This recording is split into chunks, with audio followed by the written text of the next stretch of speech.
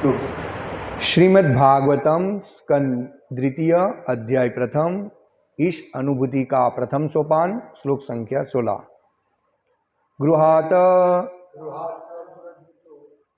गृहात् प्रवजितो धीरः पुण्यतीर्थ जलाप्लुतः शुचो विविक्त आसीनो विधिवत् कल्पित आसने। गृहात् अपने घर से, प्रवजितः बाहर जाकर, धीरः आत्मसंयमी, पुण्य पवित्र, तीर्थ तीर्थ स्थान, जल आप्लुतः पूरी तरह धोया हुआ, शुचौ स्वच्छ किया, विविक्ते विविक्ते माटे रेप छे आमा। हाँ विविक्ते माटे रेप छे बाजू ऊपर। हाँ विविक्ते विविक्ते श्लोक में विविकता है, यहाँ विविकते। एकांत आसीनः बैठा हुआ, विधिवत नियमानुसार, कल्पित संपन्न करके, आसने आसन पर। अनुवाद एवं तात्पर्य श्री श्रीमदेशी भक्ति वेदांत स्वामी प्रभुपाद के द्वारा। मनुष्य को घर छोड़ करके आत्मसंयम का अभ्यास करना चाहिए। उसे तीर्थ स्थानों में नियमित रूप से स्नान करना चाहिए और ठीक से शुद्ध होकर एकांत स्थान में आसन जमाना चाहिए। तात्पर्य: श्रेष्ठतर अगले जीवन की तैयारी के लिए मनुष्य को अपना तथाकथित घर छोड़ देना चाहिए। वर्णाश्रम धर्म या सनातन धर्म की पद्धति कहती है कि 50 वर्ष की आयु पार करने के बाद जितनी जल्दी हो सके पारिवारिक भार से वैराग्य ले लेना चाहिए। आधुनिक सभ्यता पारिवारिक सुविधाओं पर आधारित है, जिसे सुख सुविधाओं का सर्वोच्च मानदंड माना जाता है। अतएव हर व्यक्ति सेवानिवृत्ति के बाद ऐसे घर में रहना चाहता है जो सुंदर स्त्रियां तथा बच्चे से भरा पूरा हो। वह ऐसे सुविधापूर्ण घर से बाहर जाने की रंच मात्र इच्छा नहीं करता। उच्च सरकारी अफसर तथा मंत्री मृत्यु के समय तक अपने उपहारी रूपी पदों पर चिपके रहते हैं और वे इन घरेलू सुविधाओं से बाहर निकलने का सपने में भी विचार नहीं करते। ऐसे व्यामोह से बंधकर भौतिकतावादी व्यक्ति इससे भी अधिक सुखी जीवन की विविध योजनाएं तैयार करते हैं, किंतु क्रूर मृत्यु सहसा बड़े से बड़े योजनाकारों को उसकी इच्छा के विरुद्ध उठा लेती है और इस शरीर को त्याग कर दूसरा शरीर धारण करने के लिए बाध्य कर देती है। इस तरह ऐसे योजनाकार को अपने किए गए पूर्व कर्मों के अनुसार 84 लाख योनियों में से कोई एक शरीर ग्रहण करने के लिए बाध्य किया जाता है। जो लोग पारिवारिक सुविधा के प्रति अधिक आसक्त होते हैं, उन्हें अगले जीवन में इस पापमय लंबी आयु में किए गए पाप कर्मों के कारण निम्न योनि प्रदान की जाती है। इस तरह मानव जीवन की सारी शक्ति नष्ट हो जाती है। मनुष्य जीवन को इस तरह बर्बाद होने और काल्पनिक वस्तुओं में लिप्त रहने से बचने के लिए मनुष्य को यदि पहले नहीं तो कम से कम 50 वर्ष की आयु में सावधान हो जाना चाहिए। सिद्धांत यह है कि मनुष्य इसे स्वीकार कर ले कि मृत्यु की खतरे की घंटी 50 वर्ष की आयु पूरे करने से पहले ही बज जाती है। अतएव हर हालत में उसे श्रेष्ठतर भावी जीवन के लिए तैयारी करनी चाहिए। सनातन धर्म संस्था की पद्धति ऐसी बनाई गई है कि इसका पालन करने वाला मनुष्य जीवन के विनिष्ट होने की किसी प्रकार की संभावना के बिना श्रेष्ठतर अगले जीवन के लिए प्रशिक्षित हो जाए। संसार भर में पवित्र स्थल तीर्थस्थल उन सेवानिवृत्ति व्यक्तियों के आवास के लिए है जो श्रेष्ठतर अगले जीवन की तैयारी करने में लगे रहते हैं।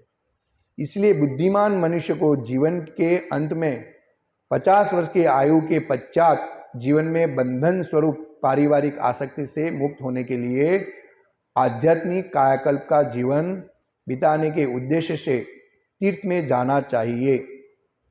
मनुष्य को भौतिक आसक्ति से छुटकारा पाने के लिए गृहत्याग करने की संस्तुति की जाती है, क्योंकि जो व्यक्ति मृत्यु तक पारिवारिक जीवन से चिपका रहता है वह भौतिक आसक्ति को त्याग नहीं सकता, और जब तक वह भौतिक आसक्ति को नहीं छोड़ता तब तक वह आध्यात्मिक स्वतंत्रता को नहीं समझ पाता। लेकिन उसे गृहत्याग करके या तीर्थ स्थान में वैध या अवैध रूप से दूसरा घर बनाकर आत्मसंतुष्ट नहीं हो जाना चाहिए। ऐसे अनेक लोग हैं जो घर छोड़कर ऐसे तीर्थ स्थानों में जाते हैं, किंतु विपरीत लिंगी कुसंगीत में पड़कर पुनः गृहस्थ बन जाते हैं। माया की मोहिनी शक्ति इतनी प्रबल है कि जीवन की प्रत्येक अवस्था में, यहाँ तक कि अपने सुखी घर का त्याग करने के बाद भी मनुष्य ऐसे मोह में पड़ सकता है। अतएव यह अनिवार्य है कि मनुष्य ब्रह्मचर्य द्वारा यौन लिप्सा से रहित होकर आत्मसंयम का अभ्यास करे। जो व्यक्ति जीवन सुधारना चाहता है उसके लिए यौन लिप्सा आत्मघात या उससे भी बढ़कर है। अतएव पारिवारिक जीवन से पृथक रहने का अर्थ है समस्त इंद्रिय इच्छाओं पर और विशेष रूप से यौन इच्छा पर संयम रखना। इसकी विधि यह है कि मनुष्य को कुश, मूर्खचर्म तथा दरी का पवित्र आसन तैयार करना चाहिए और उस पर बैठकर उपर्युक्त विधि से निरपराध भाव से भगवान के पवित्र नाम का जप करना चाहिए। यह समूची विधि मन को भौतिक कार्यों से खींचकर भगवान के चरण कमलों में स्थिर करने के निमित्त है। यह सरल विधि की सर्वोच्च आध्यात्मिक सफलता दिलाने में सहायक होगी। ओम अज्ञानतिमिरन्धस्य ज्ञानाञ्जनशलाकया चक्षुरुन्मीलितं तस्मै श्री गुरुवे नमः। नमो विष्णुपादाय कृष्णप्रेष्ठाय भूतले श्रीमते भक्ति विकास स्वामी महाराज इति नामिने। नमो विष्णुपादाय कृष्णप्रेष्ठाय भूतले श्रीमते भक्ति वेदांत स्वामी इति नामिने। नमस्ते सारस्वती देवे गौरवाणी प्रचारिणे निर्विशेष शून्यवादी पाश्चात्यदेशतारिणे। वंदेहम श्रीगुरु श्रीयुतपदकमलं श्रीगुरुन् वैष्णववाच श्रीरूपं साग्रजातं सहगण रघुनाथावितं तं सजीवनं साद्वैतं सावधूतं परिजनसहित कृष्ण चैतन्य देवं श्रीराधा कृष्ण पादं सहगण ललिता श्रीविशाखान्वितान् च। हे कृष्ण करुणा सिंधु दीनबंधु जगत्पते गोपेश गोपिकान्तं राधाकान्तं नमस्तुते तप्त कांचन गौरांगी राधे वृंदावनेश्वरी वृषभानुसुते देवी प्रणमामि हरिप्रिय। वाञ्छाकल्पतरुभ्यश्च कृपा सिन्धुभ्यो च पतितानां पावनेभ्यो वैष्णवेभ्यो नमो नमः। श्री कृष्ण चैतन्य प्रभु नित्यानंद श्री अद्वैत गदाधर श्रीवासादि गौर भक्तवृंद। हरे कृष्ण कृष्ण कृष्ण हरे हरे, हरे राम राम राम हरे कृष्ण। तो हम श्रीमद् भागवतम का श्रवण कर रहे हैं रोज। अगले श्लोक में हमने देखा मनुष्य को घर छोड़ के नहीं, मनुष्य को चाहिए कि जीवन के अंतकाल में मृत्यु से तनिक भी भयभीत न हो, अभी तो वह भौतिक शरीर से तथा उससे संबंधित सारी वस्तुएं व उससे संबंधित समस्त इच्छाओं से अपनी आसक्ति तोड़ ले। मनुष्य को चाहिए कि जीवन के अंतकाल में मृत्यु से भयभीत न हो, लेकिन भयभीत कैसे नहीं होएगा? जब भगवान की शरण में होएगा तब, और आत्म साक्षात किया हो तब कि भाई मैं शरीर नहीं आत्मा हूँ। और जो भौतिक इच्छा है, भौतिक इंद्रिय तृप्ति जो लोग कर रहे हैं, उससे अनासक्त होना पड़ेगा, तब जाके वो भय से भयभीत होएगा और मुकुंद की शरण लेनी पड़ेगी। लेकिन इस कलयुग में सब लोग ज़्यादातर परिवार और इंद्रिय भोग करने में आ सकते हैं, इसलिए भयभीत ही रहेंगे। एक भक्त ऐसा है जो कृष्ण की शरण में है, वो जानता है कि सब कुछ कृष्ण के लिए मैं करूँ, मेरा जीवन ही कृष्ण की सेवा के लिए है, तो भय से मुक्त हो सकता है। इसलिए भय से मुक्त होने के लिए हमें भगवान श्री कृष्ण की शरण लेनी पड़ेगी और भक्तों का संग करना पड़ेगा। फिर यहाँ व्यासदेव आगे बताते हैं इस श्लोक में, मनुष्य को घर छोड़ करके आत्मसंयम का अभ्यास करना चाहिए। हाँ, गृहात प्रवजितो धीर। हाँ, अपने घर से बाहर जाकर, हाँ, 50 साल की जैसे आयु हो जाती है तो क्या तो तीर्थ स्थान में चला जाए, हाँ, या संपूर्ण जीवन भगवान की शरण की सेवा में व्यतीत करे। लेकिन कलयुग में घर छोड़ के तीर्थ स्थान में जाना संभव नहीं है। हाँ, क्योंकि बिना साधु संग का, बिना भक्तों का मन हमको क्या करेगा, विचलित कर देगा। जैसे प्रभुपाद यहाँ लिखते हैं कि ऐसे भी है कि तीर्थ स्थानों में जाने के बाद वह अपना घर बना देते हैं, बसेरा बना देते हैं, हाँ, और वापिस इंद्रिय तृप्ति में लग जाते हैं। और तीर्थ स्थान में नियमित रूप से स्नान करना चाहिए और ठीक से शुद्ध होकर एकांत स्थान में अपना आसन जमाना चाहिए। हाँ, तो ये शास्त्र विधि बता रही है कि आदमी की आयु 50 साल हो जाती है तो उसे एक घर छोड़ के भगवान की शरण में हमें ध्यान केंद्रित करना चाहिए। हाँ, जिससे हम अंत काले च मामेमं स्मरण मुक्ता कलेवरम। हाँ, अंत समय हम भगवान की स्मरण कर सके। हाँ, और ये देह त्याग करने के बाद हम भगवान की धाम में जाके उसकी पूर्णता सेवा कर सके। ये मनुष्य जीवन का उद्देश्य है। लेकिन इस श्लोक में प्रभुपाद बहुत अच्छा तात्पर्य यानी कि लिखा है जो हमको भी लागू पड़ता है। हाँ, खासकर भक्तों को यहाँ बहुत बड़ी सीख मिलती है। श्रेष्ठतर अगले जीवन की तैयारी के लिए मनुष्य को अपना तथाकथित घर छोड़ देना चाहिए। हाँ, हम घर तो नहीं छोड़ सकते, लेकिन प्रभुपाद की कृपा से, भगवान कृष्ण की कृपा से हमको ये सेंटर मिला है। हाँ, मंदिर है, सेंटर है, लेकिन सेंटर यानी कि प्रॉपर हमको ट्रेनिंग मिलती है। हाँ, कोई कहने वाला है यहाँ पे, हम कुछ मिस्टेक करते हैं तो बताया जाते हैं, जिससे हम अपराध से बचकर भगवान की पूर्णता सेवा कर सके और हमारा मन जो है पूर्णता से भगवान श्री कृष्ण में लगाकर हमारा ध्येय प्राप्त कर सके।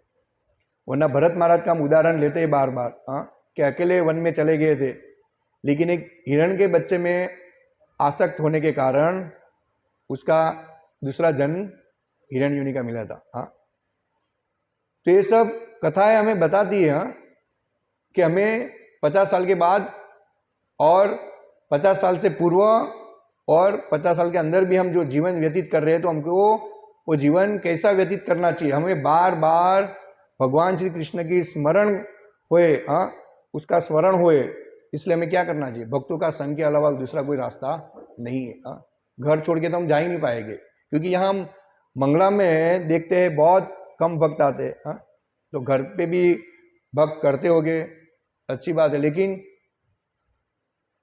हम बिना भक्तों का घर पे भी मंगला ढंग से नहीं कर पाएंगे। हाँ, जय केशव प्रभु है। तो मैं बोला प्रभु जी आप रिटायर हो गए? बोले नहीं, मेरे को सस्पेंड कर दिया है प्रभु जी, मैं धीरे से चाहता था इसके लिए। तो देखो, और कल मैं इलेक्ट्रिक की दुकान पे गया था, तो घर का काम मैं खुद करता हूँ, तो वायर का जो क्लिप आता है ना बटन लगाने का, तो बोल रहा है कि आप कितने बजे उठते हो? इसको वाले बहुत जल्दी उठते हैं। बोला हाँ हम 3:30 बजे उठते हैं। बोले डेली? मैं बोला हाँ डेली। बोले डेली आप मंदिर जाते हैं? बोला हाँ डेली जाते हैं।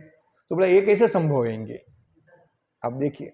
तो बोले ये कैसे संभव है, हम तो इनके 6 बजे भी उठते हैं तो हमारा हालत खराब हो जाता है इनके। हाँ, और आते कितने बजे? बोले हम 9, 9:30, 10 बजे आते हैं। तो बोला ये हमसे नहीं होएगा। देखिए ये भौतिकतावादी का जीवन। तो श्रील प्रभुपाद ने हमको इतनी अच्छी प्रवृत्ति दी है कि हम भक्ति की ओर बढ़ पाए और शुद्ध भक्तों का संग दिया है। हाँ, ये अभक्तों का संग देखो, अभी अभक्त तो ऐसे ही सोचते होगे ना, वो भी सलाह भी ऐसे ही देते होगे कि क्या जल्दी उठने का। हाँ, रात को 10 बजे तक काम करो, देरी से पैसा कमाओ, हाँ, और शांति से उठो, इंद्रिय तृप्ति करो। लेकिन भक्त हमको जागृत करेगा, हाँ, कि तुम सोए हुए हो। इसलिए हमको घर छोड़ के निकलना कहाँ पे?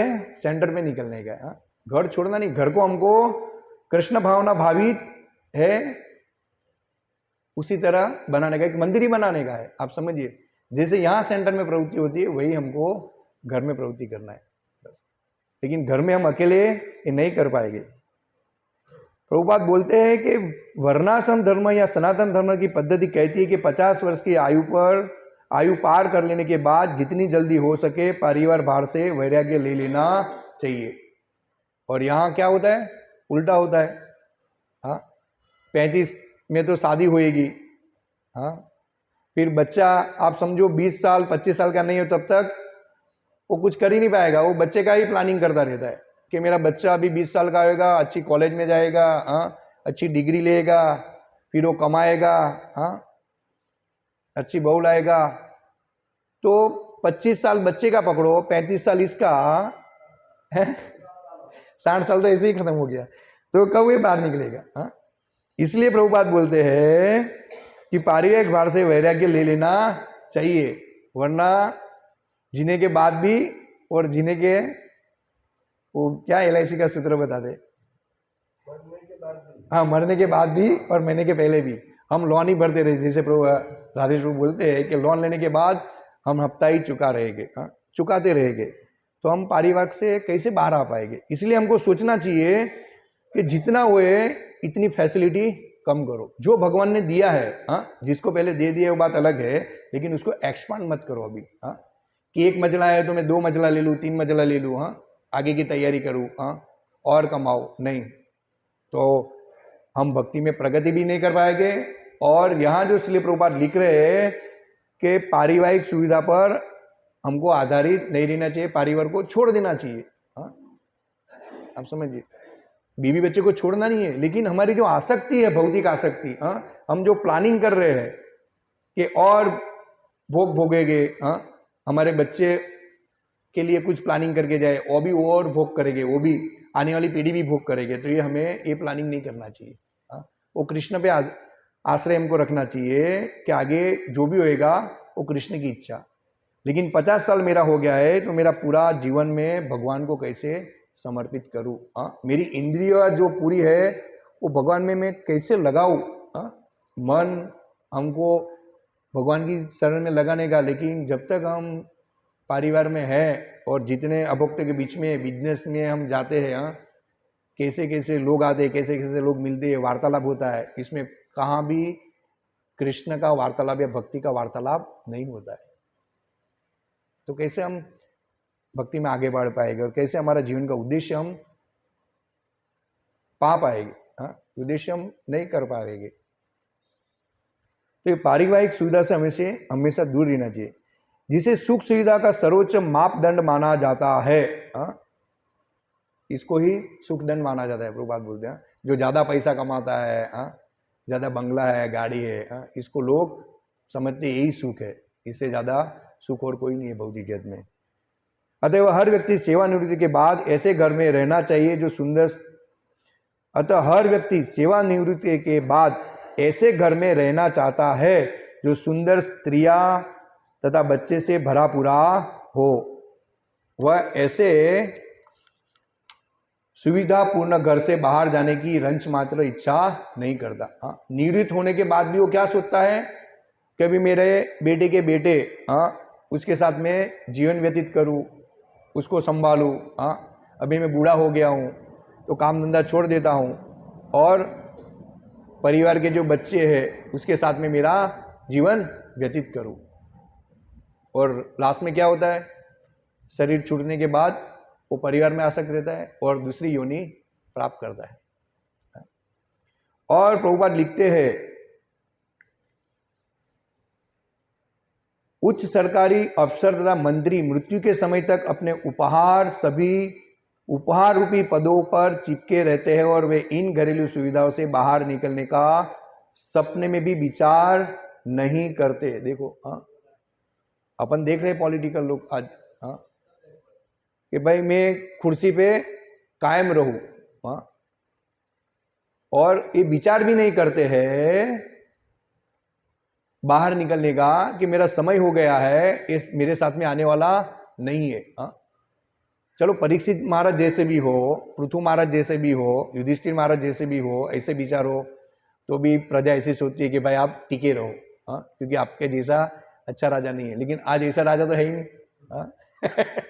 तो पब्लिक कहाँ, भक्त तो आशा नहीं रखेगा, भक्त ऐसा नहीं आशा रखेगा कि ये चिपका रहे। हाँ, युधिष्ठिर महाराज जैसा है तो भक्त शायद रख सकता है कि भाई आप थोड़ा रहो जिससे प्रजा धर्मपरायण बने, लेकिन ऐसा कोई राजा है नहीं।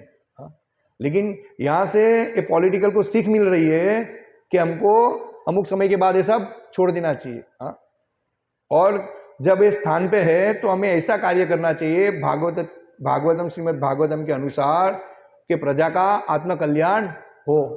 हाँ, नहीं कि अनेक अनेक योजनाएं बनाए। हाँ, कितनी भी आप योजना बनाओगे, प्रभुपाद इसमें लिखते हैं कि मृत्यु आएगा और आपकी सब योजना विफल कर देगा।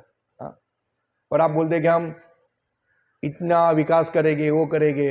हाँ, ठीक है, लेकिन वो सब भगवान के हाथ में। एक भूकंप भी आया, एक कोरोना में सब लोग कहाँ चले गए। हाँ, इसलिए सबको भगवान को केंद्र में रखना चाहिए और साधु गुरु शास्त्र द्वारा राजा को जीवन व्यतीत करना चाहिए, वो मंत्री हो जो भी हो। हाँ, हम जाते हैं बाहर डिस्ट्रीब्यूशन में, अच्छा अच्छा अनुभव होता है हमको, प्रमुखों का भी होता है। हाँ, एंट्री नहीं देते। हाँ, लोगों का कल्याण के लिए। वो पिछले श्लोक में मैंने बोला है तो प्रमुख का ऐसा कि भाई हम किसी को एंट्री नहीं देते हैं। और ये जो आते हैं दूसरे लोग पैसा मांगने को, भी बच्चा होता है ये मासी लोग, उसको भी हम बहुत बोला तब एक साल में एक बार एंट्री देने को तैयार हुए। आप सोचिए, तो मैंने बोला कि भाई आप ये लोग को एंट्री दे रहे हो और आत्मा कल्याण के लिए आप एंट्री नहीं दे रहे हो किसी को। बोले नियम मैंने खुद ने बनाया तो मैं कैसे तोड़ूंगा। देखो ऐसी हालत है बद जीव की। तो इसी तरह हम ये जीवन व्यतीत करेंगे तो हमें बार बार 84 लाख प्रकार के शरीर धारण करने पड़ेंगे। हाँ, और आने वाला कलयुग बहुत खतरनाक है। अभी जो कलयुग की असर में हम सही तरह से भक्ति नहीं कर पा रहे हैं। हाँ, कर्मी और नास्तिक मायावादी की तो बात ही छोड़ो। हाँ, हम भक्त भी कलयुग के प्रभाव से विचलित हो जाते। हाँ, लेकिन भक्त जानता है कि मैं माया में जा रहा हूँ कब, जब हमको दूसरा भक्त बताता है, तब तक हमको भी पता नहीं चलता है, हम भी इंद्रिय तृप्ति की ओर आगे बढ़ते जाते हैं। हाँ, और हम ऐसे सोच रहे हैं कि हमने दीक्षा ले ली है। हाँ, और ये ब्रह्म मध्व गौड़ीय संप्रदाय में आ गए, चैतन्य महाप्रभु के संप्रदाय में, तो हम फ्री हो गए, हमारा जीवन सफल हो गया। जीवन सफल हुआ है, लेकिन अगर आपकी चेतना पूर्ण कृष्ण भावनामृत नहीं है तो हमारा जीवन पूर्ण रूप से सफल नहीं है। हाँ, आपको अच्छी गति मिलेगी, लेकिन हमारा उद्देश्य ये नहीं है। हमारा उद्देश्य है भगवान कृष्ण की प्रेममय सेवा करना। हाँ, जैसे कोई घर बनाता है, हाँ, कि मैं अच्छा घर बनाऊंगा, क्यों बनाता है? वो इसीलिए बनाता है ना कि भाई अच्छी तरह मैं रहूं, हाँ, उसका भोग करूं, और मैं आऊँ तो जो गद्दा है, हाँ, उस पर शांति से लेटूं, एसी चालू करूं, हाँ, उसका मैं आनंद ले पाऊँ। लेकिन इसमें पूरा जीवन व्यतीत हो जाता है और हम उसमें आसक्त हो जाते हैं। हाँ, और उसका आनंद उठाना चाहते हैं, लेकिन वो वास्तविक आनंद नहीं है। हाँ, ये वास्तविक आनंद नहीं है। जानते हुए भी हम ये सब करते हैं। हाँ, भक्त को करना चाहिए, लेकिन ज़्यादा सुविधा में रहना नहीं चाहिए, वरना हम आसक्त हो जाएंगे और भक्ति से हम दूर जाएंगे। जितना हम भौतिक आसक्ति बढ़ाएंगे, इतनी भक्ति हमसे दूर हो जाती है। तो प्रभुपाद लगे उसने अगले जीवन में इसी पापमय लंबी आयु में किए गए पाप कर्मों के कारण निम्न योनि प्रदान की जाती है, जो पारिवारिक सुख में रचे पते रहते हैं। इस तरह मानव जीवन की सारी शक्ति नष्ट हो जाती है। मनुष्य को इस तरह बर्बाद होने और काल्पनिक वस्तु में लिप्त रहने से बचने के लिए मनुष्य को यदि पहले नहीं तो कम से कम 50 वर्ष की आयु में सावधान हो जाना चाहिए। तो बात बोलते कि 50 वर्ष की आयु तो सावधान हो जाना चाहिए। और हम तो अभी सावधानी की बात तो दूर है, नहीं तो हमारा जप ठीक से हो पा रहा है। हाँ, जप में भी हमारा मन कहाँ लगता है? हम प्रयास कर रहे हैं जप में, हाँ, कि जप में हमारा मन लगे कि कृष्ण और राम हरे हम ठीक तरह से सुने, हाँ, लेकिन नहीं होगा। नहीं होने का कारण यही है कि हम परिवार में आसक्त है, अभक्तों का संग है और ज़्यादा और इंद्रिय तृप्ति करना चाहते हैं, इसीलिए हमारा जप में मन नहीं लग रहा है। तो 50 वर्ष में सावधान हो जाए। प्रभुपाद बोलते हैं कि ऐसा नहीं कि 50 साल के बाद आपको ये करना है। मानो कि किसी का 40 साल हुआ, 35 साल हुआ है, तो ऐसा सोचेगा कि प्रभुपाद ने बोला है कि 50 साल के बाद आप निवृत्ति ले लो, लेकिन प्रभुपाद यहाँ ये भी बोल रहे हैं कि मृत्यु की कोई गारंटी नहीं है, 50 साल के पहले भी आ सकती है। हाँ,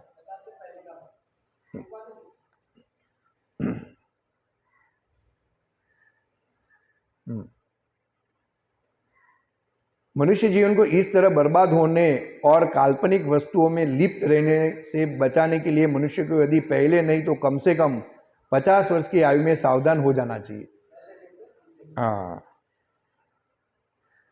सिद्धांत यह है कि मनुष्य को इसे स्वीकार कर ले कि मृत्यु की खतरे की घंटी 50 वर्ष की आयु पूर्व करने के पहले ही बच जाती है, यानी कि 50 साल से पहले भी बच जाएगी। आप देखिए, अतएव हर हालत में उसे श्रेष्ठ भावी जीवन के लिए तैयारी करनी चाहिए। हाँ, भावी जीवन के लिए तैयारी करनी। सनातन धर्म संस्था की पद्धति ऐसी बनाई गई है। आज बोलते लोग बोलते हैं सनातन धर्म के लिए करो, लेकिन सनातन धर्म, यहाँ प्रभुपाद बता रहे कि सनातन धर्म का वास्तविक उद्देश्य है कि 50 साल से पहले ये जो आप सब भोग रहे हो, उसके पहले आप कृष्ण की शरण में चले जाओ। हाँ, सनातन धर्म भी यही बोल रहा है कि अब भक्ति में लगो, इंद्रिय तृप्ति मत करो, ये यहाँ पे बता रहे। हाँ, वर्णाश्रम धर्म पद्धति भी आएगी अभी आगे। फिर प्रभुपाद बोल रहे हैं, बहुत अच्छा, एक एक तात्पर्य, एक एक लिटी में प्रभुपाद ने सब शिक्षाएं दी है। सनातन धर्म संस्था की पद्धति ऐसी बनाई गई है कि इसका पालन करने वाला मनुष्य जीवन के विनिष्ट होने की किसी प्रकार की संभावना के बिना श्रेष्ठ अगले जीवन के लिए प्रशिक्षित हो जाए। संसार भर में पवित्र स्थल, तीर्थ स्थल उन सेवानिवृत्ति व्यक्तियों के आवास के लिए है जो श्रेष्ठ अगले जीवन की तैयारी करने में लगे रहते हैं। यानी कि जो धाम है भगवान का, तीर्थ स्थान है, वो इसलिए है कि हम परिवार से अमुक आयु के बाद वैराग्य ले ले और धाम में जाके भगवान का नाम स्मरण करें, और हम भगवान के धाम में जाए। लेकिन यहाँ उल्टा है, लोग क्या करते हैं, वैकेशन आएगा तो क्या ढूंढेंगे, कोई ऐसा बोले कि हिल स्टेशन पे जाएंगे, और थोड़ा बहुत ऐसे सोचे कि भाई चलो भगवान के धाम में जाके आए, कम से कम दर्शन करके आए, कोई नया साल रहता तो दर्शन करने जाए। यानी कि ये उद्देश्य से लोग जाते हैं, आप समझिए। और यहाँ पे उद्देश्य बताया है कि आप पूरी जिंदगी काम किया, पूरी जिंदगी आप इंद्रिय तृप्ति किया, अभी आपकी आयु हो गई है, आप परिवार छोड़ दीजिए और जो तीर्थ स्थान है, वृंदावन, मथुरा, हरिद्वार, मायापुर, गोकुल, तो इसमें आप जाइए और शांति से भगवान का हरिनाम कीजिए, और अंत समय में आपकी चेतना ऐसी विकसित कीजिए जिससे आपका शरीर छोड़ने के समय आपको भगवान मुकुंद याद आए। ये वास्तविक उद्देश्य है तीर्थ स्थानों में जाने का और वहाँ पे रहकर ये साधना करने का। ये उद्देश्य नहीं है, लेकिन प्रभुपाद बोलते हैं कि वहाँ जाके भी लोग इंद्रिय तृप्ति में लग जाते हैं और घर बसा देते हैं। आज भक्त भी अपन देखते हैं तो ऐसे सोचते हैं कि हम धाम में जाके फ्लैट लेंगे, रो हाउस लेंगे, क्योंकि धाम में जाने के बाद हम भगवान के धाम में जाएंगे। लेकिन हमारी चेतना ही, यहाँ जब हमारी चेतना डेवलप नहीं हो पा रही है, यहाँ भी वही प्रोसेस हमको मिल रही है, सेंटर पे, घर पे।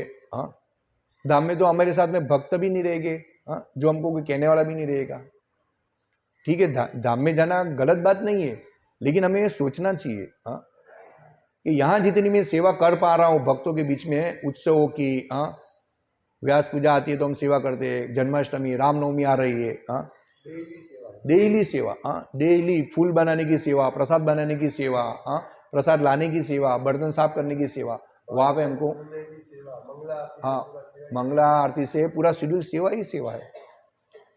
एक बार हम वृंदावन में थे तो वो ललित कृष्ण प्रभु ने बोला कि भगवान के बर्तन साफ करने के हैं, प्रभु जी सब भक्त को बुलाइए।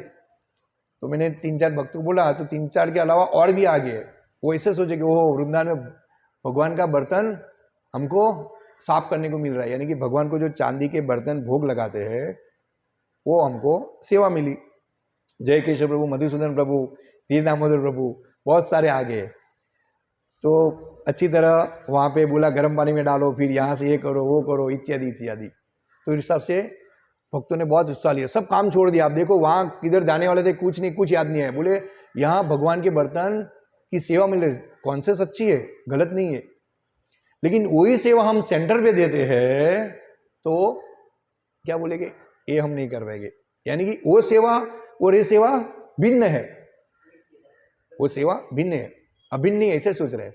तभी हमको सोचना चाहिए कि मैं वृंदावन में जो बर्तन साफ कर रहा हूं उससे भगवान कृष्ण प्रसन्न हो रहे हैं, वही मैं यहाँ पे सेंटर पे करूंगा, घर पे करूंगा, उत्सव में करूंगा, मंदिर में करूंगा, संडे जो हमारी सेवा उसमें करेंगे, भगवान इतने ही प्रसन्न होएंगे।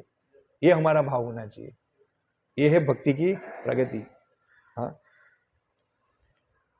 तो इसी तरह हमें हमारा पूरा जीवन भगवान की सेवा में लगाना चाहिए, और जितनी हमारी आयु, हम जितनी मृत्यु के पास जाते हैं, हमें ज़्यादा से ज़्यादा समय भगवान की सेवा में व्यतीत करना चाहिए।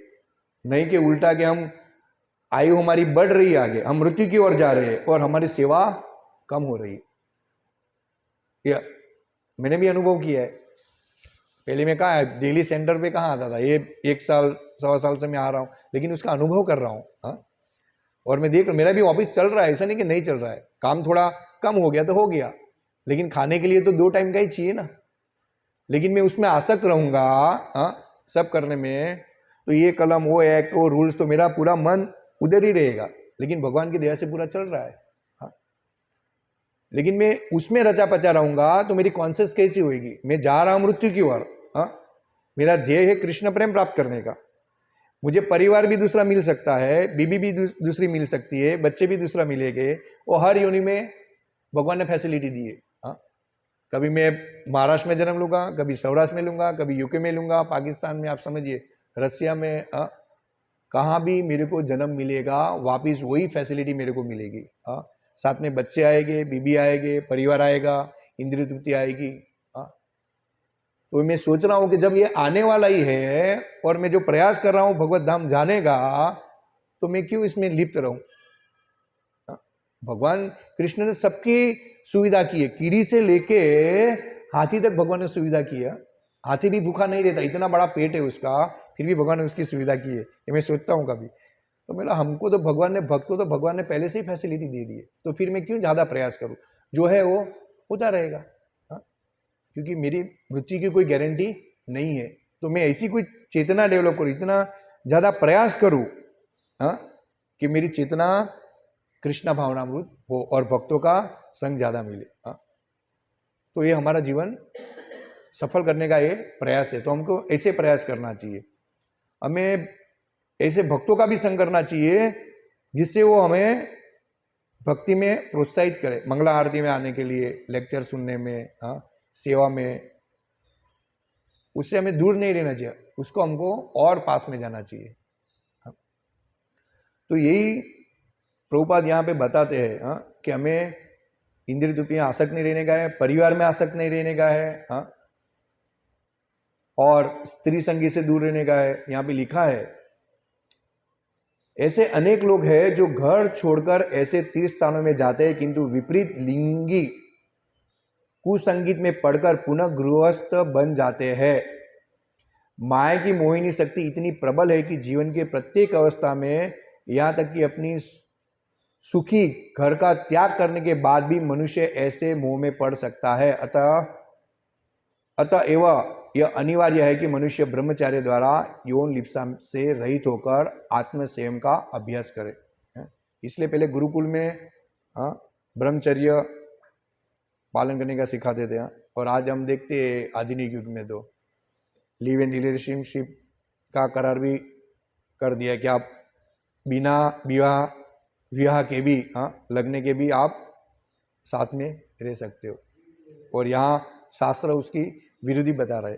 अब देखिए, और हम बोले कि सुखी होएंगे, लेकिन कभी भी ये सब हम ऐसे सब नियम लाएंगे कभी भी हम सुखी नहीं होएंगे। हाँ, अभी जैसे नियम ला रहे हैं तो स्कूल में भी सब आगे जाके सब्जेक्ट ही आएगा, और माँ बाप सोचते हैं कि मेरा बच्चा संस्कारी हो। संस्कारी कैसा होएगा? संस्कारी हो ही नहीं पाएगा ना। हाँ, जब आप उसको सब वातावरण ही ऐसा प्रोवाइड कर रहे हो, स्कूल का, कॉलेज का और बाहर का, तो घर में संस्कार कहाँ से लाएगा? पॉसिबल ही नहीं है। इसलिए आपको भक्तों के संग में उसको भेजना पड़ेगा, गुरुकुल में ही भेजना पड़ेगा। हाँ, बाकी आधुनिक शिक्षण, प्रभुपाद बोलते हैं स्कॉटल हाउस। हाँ, तो आधुनिक शिक्षण में ये सब नहीं सिखाया जाता है। वहाँ से बच्चा तैयार होकर आएगा तो वो इंद्रिय तृप्ति ही करेगा। और आज बोलते हैं कि हम स्कूल खोल दिया है और सब बच्चे को पढ़ा रहे हैं, तो हम बहुत अच्छा काम कर रहे हैं, लेकिन वो सोच नहीं रहा है कि कर्म विकर्म सब क्या है। हाँ, आज आप बच्चे पढ़ा रहे हो, उसमें से कोई डॉक्टर बना, हाँ, तो क्या करेगा? जो नॉर्मल डिलीवरी है माता है की, तो क्या करेगा? सीजर करेगा। नॉर्मल होता होगा तो भी काट डालेगा और पैसा कमा लेगा। तो इसको पढ़ाया दूसरे ने, तो उसका कर्मफल भी तो उसको लेना पड़ेगा ना। वो बोला मैं अच्छा कर्म कर रहा हूँ, लेकिन कर्म का भागीदार तो है। जब वो बात बोलते हैं कि मांस खाने वाला, मांस परोसने वाला, मांस लाने वाला, मारने वाला, हाँ, उसके अंदर जो भी इन्वॉल्व है उस इतने ही भागीदार है जो मांस खा रहा है। इसी तरह हम कोई भी कार्य करें, स्कूल खोले, कॉलेज खोले, तो सोचना चाहिए कि इसमें आत्मकल्याण का तो कोई विषय ही है ही नहीं। हाँ? और हम बोलते हैं कि संस्कृति बचा पाएगी, तो संस्कृति ऐसे कभी भी नहीं बचेगी। तो यही प्रभुपाद यहाँ पे बता रहे हैं। और फिर प्रभुपाद लिख रहे हैं लास्ट में यहाँ पे, समस्त इंद्रिय इच्छाओं पर और विशेष रूप से यौन इच्छा पर संयम रखना, यानी स्त्री में आसक्त नहीं रहना है। इसकी विधि यह है कि मनुष्य को कुश, मुर्गचर्म तथा दरी का पवित्र आसन तैयार करना चाहिए और उस पर बैठकर उपर्युक्त विधि से निरपराध भाव से भगवान के पवित्र नाम का जप करना चाहिए। तो कलयुग में हम आसन ढूंढने जाने का संभव नहीं है, जंगल में जप करने का संभव नहीं है, तीर्थ स्थल में भी संभव नहीं है। संभव है भक्तों के संग में। और प्रभुपाद ने अपने इतनी सरल विधि दे दी है। ये हरे कृष्ण महामंत्र, हरे कृष्ण कृष्ण कृष्ण हरे हरे, हरे राम राम राम हरे। ये कहाँ भी आप ले सकते हो। कहाँ भी चलते बैठते उठते जागते सोते, स्नान किया है नहीं किया है, हरे कृष्ण महामंत्र से कोई अपराध नहीं लगता है, फायदा ही फायदा है।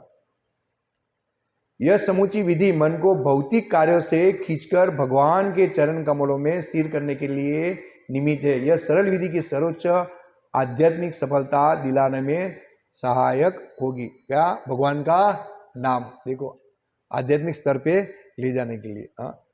यही प्रभुपाद बोल रहे हैं ना कि हरे कृष्ण महामंत्र का उद्देश्य यही है कि हे हरे, हे हरा, हे श्री राधा रानी, आप मुझे सर्व आकर्षण कृष्ण और समस्त इंद्रियों को आनंद प्रदान करने राम की सेवा में लगाइए। ये प्रार्थना है, एकदम सरल। तो हमें आसक्त नहीं रहना है घर परिवार में। और ज़्यादा से ज़्यादा हमारी उम्र, हमारा जो एज जो है वो अगर 50 साल के पास हम पहुँचे हैं तो हमें ज़्यादा से ज़्यादा भगवान की सेवा में लगा देना चाहिए। और उसके पहले भी हमें ऐसी चेतना डेवलप करनी चाहिए जिससे 50 साल के बाद हम संपूर्ण जीवन भगवान की शरण में शरणागत, अपराध युक्त तो नहीं लेकिन अपराध रहित हम सेवा कर पाए। ये हमारा उद्देश्य होना चाहिए। हरे कृष्ण, हरे कृष्ण। श्रीमद् भागवतम की जय, श्रील प्रभुपाद की जय। वांछा कल्पतरुभ्यश्च कृपा सिन्धुभ्येव च पतितानां पावनेभ्यो वैष्णवेभ्यो नमो नमः।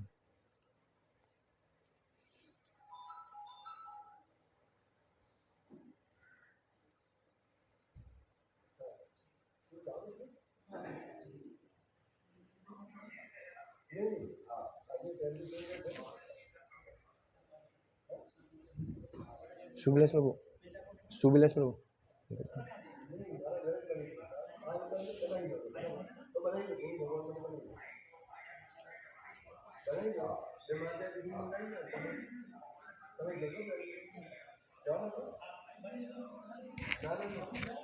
तो स्टॉप